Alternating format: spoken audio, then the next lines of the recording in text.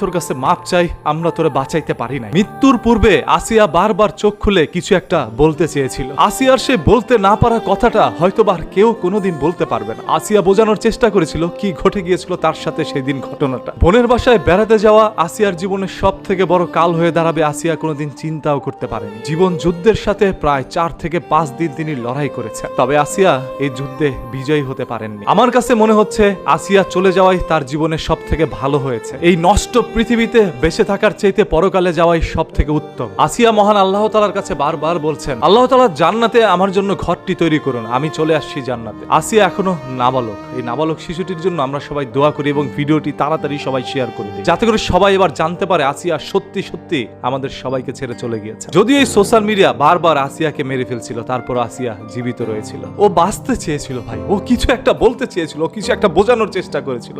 একটা বার মুখ খুলে আসিয়া কথা বলতে পারেনি। আজ পুরো মাগুরার বাসী কি জবাব দিবে মানুষকে? আজকে একজন আসিয়া চলে গিয়েছে, এরকম হাজারো হাজারো আসিয়া আমাদের দেশ থেকে চলে যাচ্ছে, এরকম শত শত আসিয়া দেশ থেকে চলে গিয়েছে। অতীতে সেই সকল নিউজগুলো আমাদের সামনে আসতো না, আর বর্তমানে নিউজগুলো আসছে, তবে ঘটনা সে আগে থেকেই ঘটে আসছিল। আজকে একটি স্বাধীন দেশের মধ্যেও আমাদের মা বোনের ইজ্জত গুলো এইভাবে হরণ হচ্ছে। আজকে স্বাধীন দেশের মধ্যেও আমাদের মা বোনেরা স্বাধীনভাবে রাস্তায় বেরোতে পারছে না। বারবার পোশাকের উপরে দোষটা চাপিয়ে দিচ্ছেন। দোষ তো পোশাকের উপরে নয়, দোষ হচ্ছে আপনার দৃষ্টিভঙ্গির, আপনার মস্তিষ্কের। আপনার বিকৃত মস্তিষ্কের হাত থেকে একজন পর্দাশীল নারীও রেহাই পায়নি। মাদ্রাসায় পড়ুয়া স্টুডেন্ট মেয়েটাও কিন্তু রেহাই পায়নি। ইভেন একটি ছোট্ট ছেলেও কিন্তু এদের হাত থেকে রেহাই পায়নি, তাকেও বলৎকার করা হচ্ছে। কথিত এই সুশীল সমাজকে আমরা এখন কি বলবো? আজকে বাংলাদেশের সকল ডাক্তাররা মোটামুটি একত্রে হয়ে চেষ্টা করছে, তারপরে আসিয়াকে বাঁচাইতে পারে নাই। কারণ যে কথায় আছে, রাখে আল্লাহ মারে কে। আসিয়ার ডাক চলে আসছে সেই পরকাল থেকে, সেই জান্নাত থেকে। আসিয়াকে এই দুনিয়া থেকে মুক্তি দিয়েছেন মহান আল্লাহ তাআলা। ও জান্নাতের মধ্যে সুখে থাকুক। আবারও বলছি, সবাই এই ভিডিওটি শেয়ার করে সবাই আসিয়ার জন্য দোয়া করেন। এবং সত্যি সত্যি এবার আসিয়া চলে গিয়েছে আমাদের সবাইকে কাঁদিয়ে। আমার চোখের সামনে হঠাৎ করে যখন এই নিউজটি আসলো যে আসিয়া আর আমাদের মাঝে নাই, তখন আমি এটা বিশ্বাস করতে পারি নাই। আমার চোখ দিয়ে